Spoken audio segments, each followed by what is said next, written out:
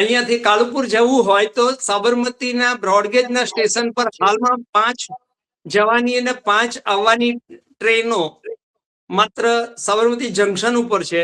અને સાબરમતી જંકશન થી સાબરમતી બ્રોડગેજના ટાઈમિંગ નું કોઈ ટ્યુનિંગ નથી. અહીંયા આપણે કાલુપુર માટેની ટ્રેન પૂછીએ તો એ લોકો પાસે કોઈ માહિતી હોતી નથી. 2 સ્ટેશનની વચ્ચે 1.5 કિલોમીટર જેટલું અંતર છે પગપાળા જવા માટે. અને જો વાહન વડે જઈએ તો ચીમનભાઈ બ્રિજ ઉપરથી જવું પડે તો લગભગ 3.5 થી 4 કિલોમીટરનો રન કાપવો પડે છે. અને છતાં આ બંને સ્ટેશનના નામ એક જ રાખેલા છે. જો અને નામ જો અલગ થાય તો પેસેન્જરને ઘણી રાહત થાય. આ અંગે ઘણી રજૂઆતો થઈ છે. કિરીટભાઈ સોલંકી સંસદ હતા ત્યારે પણ એમણે પણ રજૂઆતો કરી છે, પણ અત્યાર સુધી કઈ એના પર એક્શન લેવાયા નથી.